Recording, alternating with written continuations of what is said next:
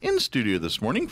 He's actually a member of the Friends of the Bitter Lake Wildlife Refuge. Don Weld with us. Good morning, Don. Good morning, Mike. How you doing today? Doing good. How about yourself? I'm doing great. Good deal, man. Who wears many hats, by the way. You're like, hey, sounds familiar. Yeah, you probably heard him from American Legion or Alzheimer's Association. He's involved in Friends of the Zoo. Friends of the Zoo. He's involved in many things here. Yeah, but today we're wearing our Bitter Lake Wildlife Refuge hat here. Yeah. So I even got my volunteer official hat here. Yeah. Nice.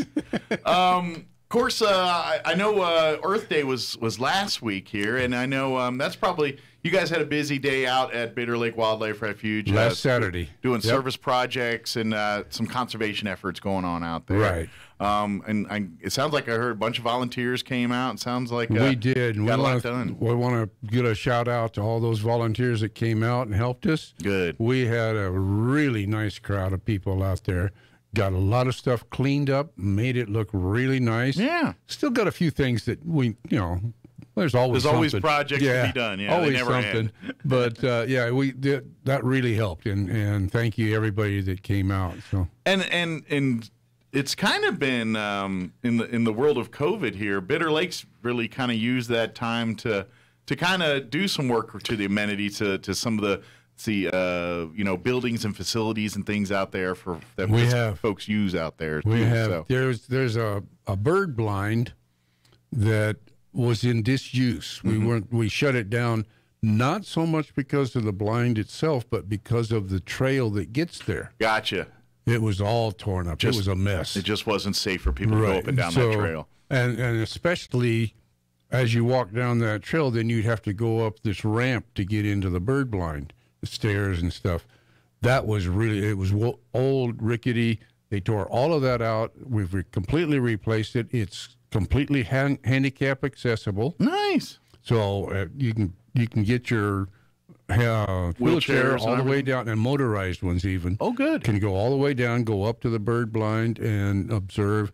That bird blind is really nice. Nice. It's got a lot of stuff in it. Will that be kind of the home for when cranes and cocoa happen here in the fall, or is that done on a different part of the... Actually, the cranes go farther down. Okay, so you can't sit there. It won't be much of a show there. Yeah, they're a little farther south. Okay. And we let them...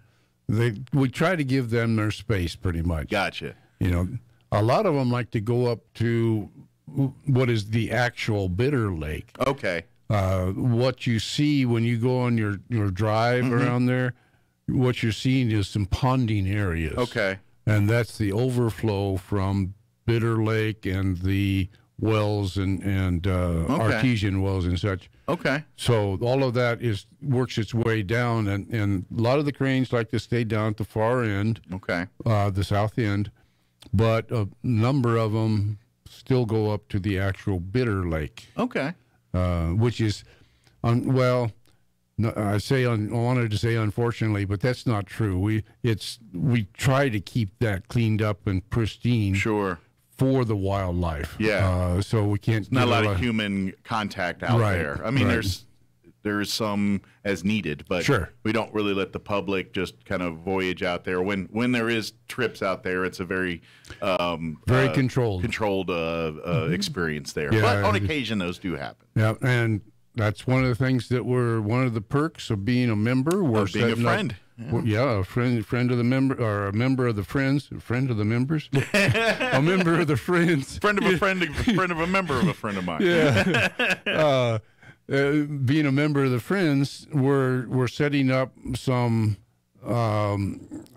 tour dates for members. And we're going to have to work this out. We haven't got the details on it yet, but we'd like to get set up where we can take members onto these back roads and let them see some of the back areas. Peel back the curtain a little bit of Bitter Lake Wildlife Refuge. We do some of that at the Dragonfly Festival.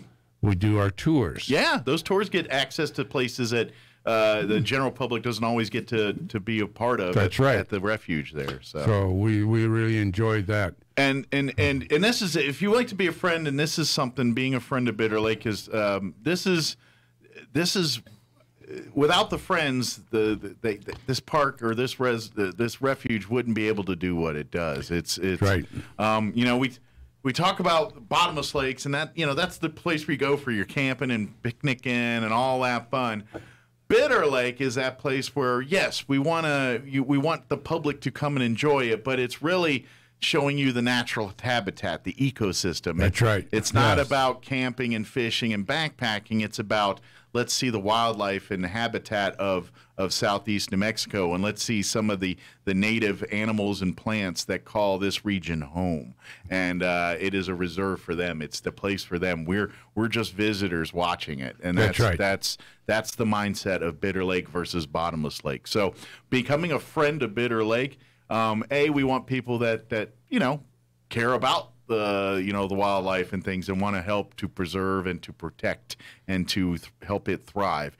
And so as a friend of Bitter Lake, you're going to be doing service project, conservation project. So if you love, digging in the dirt and doing that kind of stuff, and your spouse is tired of you doing it at your house, maybe you can come on and do it out at Bitter Lake. Go. You know what I mean? Like, there's only so many holes you can dig up in our front yard. Let's go work at Bitter Lake. Where there you you can do go. it there here, but and so that's really what you're needed. And of course, obviously, you're the volunteers and things like when we have Dragonfly Festival. You're the friends are kind of the glue that keeps everything going together. That's and right. keeping the weekend going and all that kind of stuff. But so if you love being outdoors, you love to see the wildlife, the butterflies, the birds, the dragonflies, all the different animals that call the Bitter Lake home and want to help protect that, then I encourage you to come out and be a friend. Come be a friend of Bitter Definitely. Lake. Come get involved, and even if you're not necessarily, maybe you're not in that side, but maybe you're a lawyer, maybe you're those kind of skills can help serve as well on the legal side and the less sexy side of being a volunteer. Very, very good point, because we need people to come out and not only become members, but we need some people on our board of directors. Help make decisions. Yes, we have some vacant spots, and we would very much like to have people come out, especially somebody who can help us in the secretarial part. Okay. So someone's got some administrative, office skills, management, some experts in that area. We could use your services to help sure can guide on the board here of directors for Bitter Lake, Friends of Bitter Lake. Yeah. And we'd also like to get somebody with some computer background that might know how to use not Quicken. What's the other Excel? one? QuickBooks. QuickBooks, okay. Yeah, we do our financials on a QuickBooks. Okay. And the person who does that now would like to back off. Gotcha. She's ready to step down. She's ready to step down. So need another treasurer or someone somebody who can step in and take over her, because it's all on QuickBooks. So it'd be if you know QuickBooks, it'd be a snap. You're just reading the Step numbers right at that in. point. Yeah. Okay. So if there's someone listening that'd like to volunteer their time doing that, great way to support the Bitter Lake Wildlife Refuge. And oh, by the way, history buffs too. That's something always, we talk about nature and stuff, but there's as much human history out there as there is nature stuff. With the Native Americans and their hunting trail or hunting grounds and things that were out there. Yep. There's so much human history, as much as human history as there's natural history out there. And so we love... so if you're a history buff, there's equal amount of fun stuff, and that's the great part. Unfortunately, we don't have Steve here with us today. He's the guy you want to pick his brain. He would and know. Talk about he knows some all of that stuff. Some of what the Native Americans were doing with those grounds at the time, and how it's evolved, and the buffalo and all that stuff. He can tell you all about that side of Bitter Lake and all of that too. All those cliffs to the east of us. Now, they didn't run the Native Americans. They didn't run the buffalo off the cliff. They ran them up against the cliff, where they could get a good shot. Yes. And they just put them in a box, basically. Put them in a box so that they could get the ones they wanted and then get the others out of the way. Well, and this is the difference between what they were doing. They were taking as needed, and then, of course, the white man came in and took everything. We just clear-cutted all the buffalo. And so, but yes, they that was how the natives did that. They would it's ingenious how they do it. They use the land to their advantage and try to and herd them like cattle, in essence, into a kill zone, basically. And then they pick apart the number they need for the season, and then their hunters would go down and gather and take them and leave the rest of the herd for next season. Yep. Yeah. We can still find the remains of buffalo that were killed out there. A few bones, skeletons. Bones and stuff like that. And even some camping areas where the occasional arrowhead and stuff turns up too, doesn't it? That's right. Yeah. So, artifact and thing. Then the cattle drives, they came up the Pecos. So they came right through so here. The cowboys come right up through there too. That's right. They used Bitter Lake.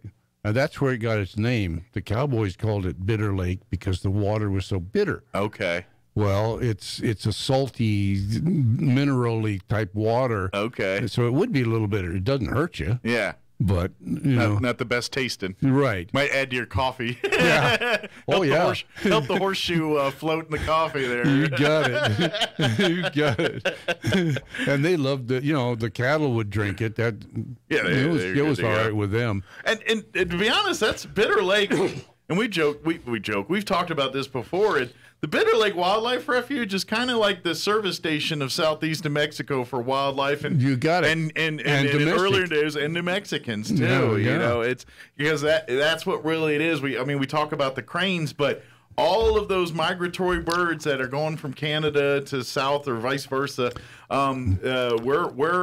we're like south of the border for people that go on East Coast. When you're between North Carolina, where you go for all your fireworks and food and all that. Right. Bitter Lake's kind of like that for these animals. That's right. And so we get the cranes, we get geese, Canada geese, and we get pelicans. We've actually seen pelicans come through here. That's unique. On their way north. Okay. Because I figured they'd be sticking more coastal, but mostly they do. But these come out of the Gulf. Okay. And they're headed up north, up to the Salt Lake area a lot. Okay. Because you see pelicans up there during the summer. Sure. Well, if you get up, because there isn't a big bodies of water between now and then where they got to stop somewhere. Yeah. And then all the other, like you said, all the other migratory birds too. And that's what we were working on, what we call the butterfly trail. It's really a bird haven. Okay. They love coming in there because there's trees. We've got the tall ones for them to sit on. We got the lower bushes for them to hide in. Sure. Probably plenty of food sources for them in lots there. Lots of insects. We plant trees that produce a berry that they like. Okay. So that's all there. Plus, the pond that we have has some fish. Oh, excuse me. That was good food. That breakfast burrito tastes better the second time around. But the pond has little fish in it. Okay. And some of the birds actually go in for the fish. Nice. Mostly that pond is there for the dragonflies. Gotcha. That's where they the lay main... the eggs. And the fish just love that. Yeah. Oh, yeah, I'm sure that's... But that's the cycle of life. The dragonflies try to hide their eggs, and the birds try to find them. That's right. That's Mother Nature. So that's it works out real good. Yep, absolutely. Yeah. Speaking of Dragonfly Festival, I want to mark people's calendars. I know it's on the other side of the summer here, but because the fact that we haven't really had a Dragonfly Festival in a couple years because of COVID... this one's going to be big, better, and bigger. Our first full-blown one in, 3 years? Yeah, and so mark September 10th, that Saturday, that's going to be the main Dragonfly Festival day. Right. I'm guessing like years past, there'll be some stuff that Friday the night. Friday night, we're going to have a presentation. Okay. Friday evening, and the Astronomy Club will have their telescopes out there. Cool. To do a little stargazing. Hopefully the weather will be clouds will be clear that night. Too often we get cloudy that time, but we're hoping that we will have a clear night and we can do a little stargazing that night too. Yeah, so please I know just kind of mark your calendars and plan to make. I will tell you this now, as soon as the tour dates and times and everything become available and you can start signing up for those, I will let you know, because I will tell you, even 3 years ago, last time we had those tours filled up relatively quickly.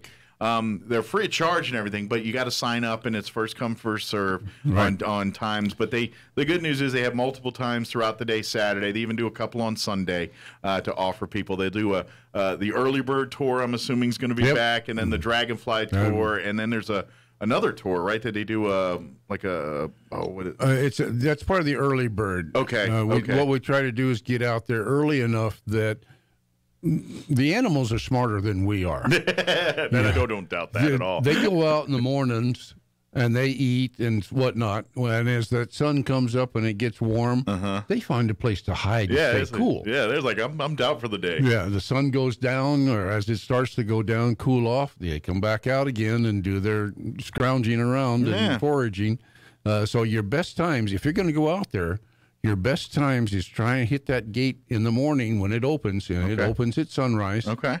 And you can go out onto the tour loop, and you sit out there, and you'll see small creatures, and we've got fox, we've got skunks, we've got deer that come through there. It's like all the hustle and bustle of the community opens up at that time. They will be out there, and the birds will be out feeding. That's cool. And again, if you go out in the late afternoon.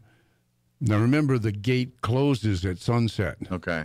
However, if you happen to be there... And they close the gate on you? They close the gate, you can still get out. Good. Yeah, you're not a guest for the night. No. And in fact, the sheriff wouldn't want that. No. We have the sheriff of Bitter Lake out there, and he checks. Make sure everyone's not hanging out when they're not supposed to be there and all that. But he's a really good guy, but... So in this case, the early bird really does get the worm. Maybe, it does. If you're going to plan your trip, even one weekend, going to get out and go see the get out there at sunrise. Make sure you're there at sunrise. Get up dark 30, get your breakfast burrito, and then make your way on out to Bitter Lake and be there when the sun comes up, and you can watch basically the hustle and bustle of life at Bitter Lake when it's their busy time of the day. That's right. So, very cool. And take a walk through the butterfly trail. It's not a long walk. It's you can go down by the main creek and then come back around and walk up by the pond. The major trail is just a straight line. Okay. A straight curvy line. Straight-ish. It's got a few switchbacks here and there. Right. But, it's going in one direction. We do that on purpose so that it provides a little privacy for the animals. And sure. such. But as you walk through there, and if there's any kind of elevation, it mitigates that a little bit for folks too that switch back to. Right, yeah, because the bottom part out by the actual ponding areas and such, that is not handicap accessible. That is stairs. Gotcha. Maybe in the future we'll be able to modify that. Well, but again, it's the tricky balance you're dealing with here. I'm sure that steps is less impactful on the environment there than creating a switchback trail would be. So, so you guys balance. All right, what's better for? And at the end of the day, you always lean what's better for the refuge, not what's better for people. Right. Because the goal is to provide the refuge a place, a sanctuary for all this stuff. Yeah. And so if it's conflicting with that goal, you're probably going to err against that. So. Right. The main trail is completely accessible for wheelchair stuff. Yeah, and that's it. And like you said, the new bird blind, or the rebuilt bird blind, I should say, is now accessible. Same way too here. Yep. So please utilize that and come and get out there and use that. Especially, I imagine, especially in the season changes. Like you said, even the cranes and everything are close towards the Bitter Lake, but there's so many different migratory birds, and I don't know if we're a little late in the ball game for moving now, or are they right in the middle of heading? The cranes are gone. The cranes are. I didn't know if there's some birds that were still. They leave around early to mid March. Okay. Is when because it's a long ways up there. It is, yeah. And they only, it's not like getting on a jet plane. Yeah, yeah, exactly. It's not.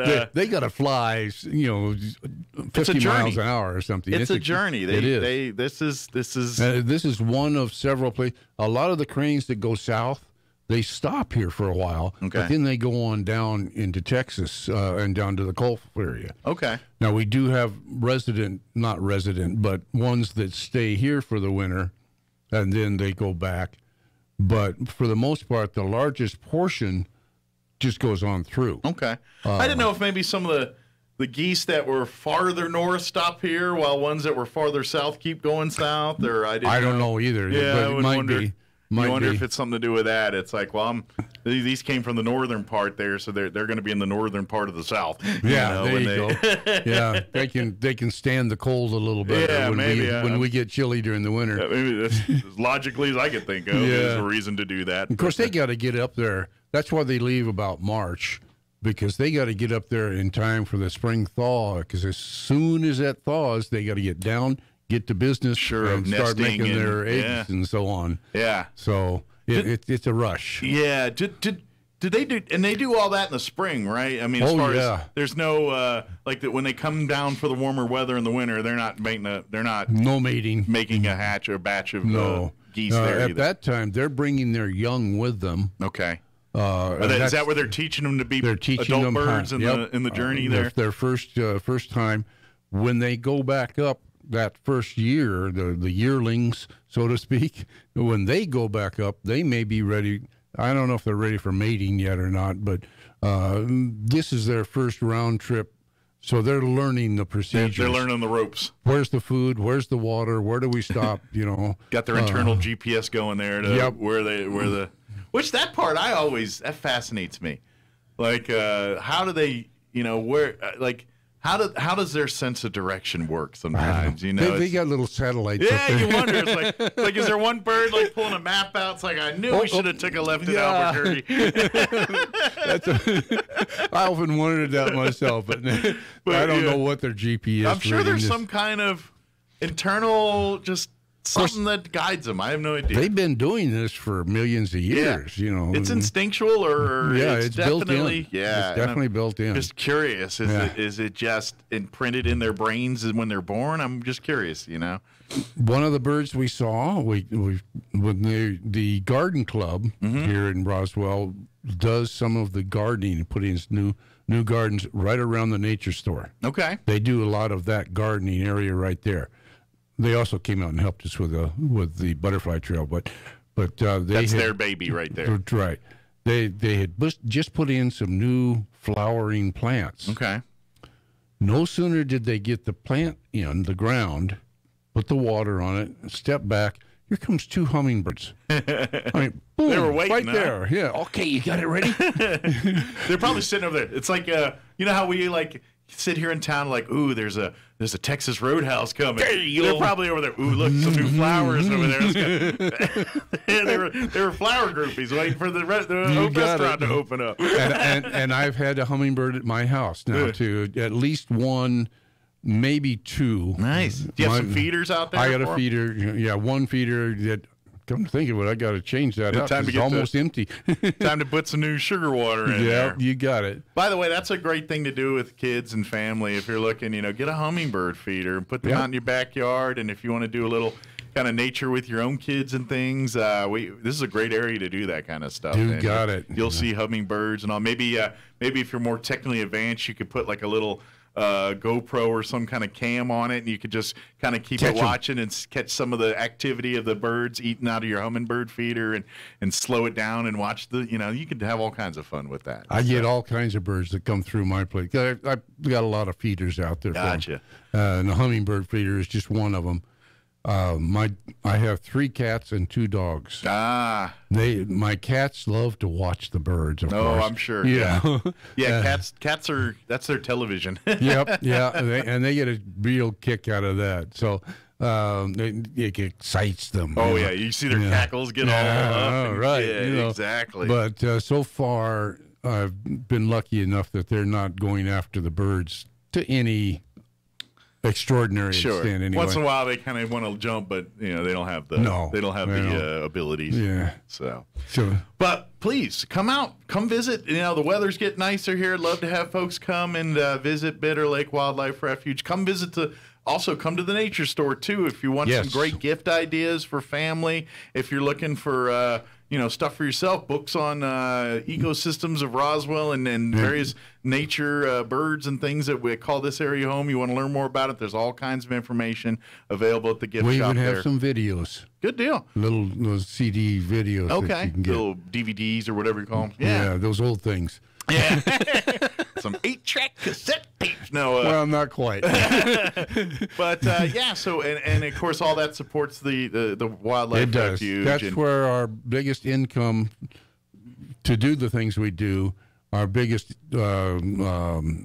income is coming from that nature store. So please support it by another great way to support the ecosystem and all the great work that happens out at Bitter Lake is by you coming and buying T-shirts and hats and books. That's right. And we have some local artists who do little things for us. Perfect. We have a little wooden dragonfly pin. Okay. I didn't bring mine with me today, but those are available out there, and other unique items that you're not going to find them, even here in town. Okay. Anywhere else, they're going to be out there, and that's it. Nice. So it's exclusive, and the only place you can get them is at the Bitter Lake Wildlife Refuge gift shop there. Real quick, yeah, go ahead. One last thing about the gift shop. Yes. We normally have what we call RVers. Okay. These are volunteers who stay on the refuge while they're there. Mm-hmm. They will man the bookstore. Okay. So we get volunteer help. Okay. It's one of the ways that we can keep our costs down. That's why our prices are so good. But they can only, or they do only stay certain periods of time. Gotcha.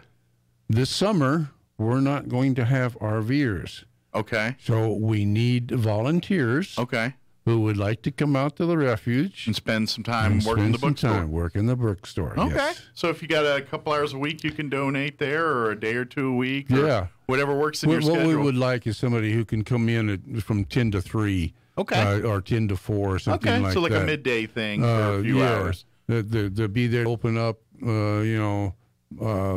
and be there to man the bookstore. Sure. Steve is there during the week, pretty much. Gotcha. So if you have questions that you can't answer, or if Steve's there to help. Right, he can help you out, and we'll train you on how to use the register, what the stuff is, and how everything about it. Cool. But we would like to get some more volunteers. And who knows? That's getting in on the perks of seeing and being a part of the volunteer force that is part of the Bitter Lake Wildlife. That's right. So.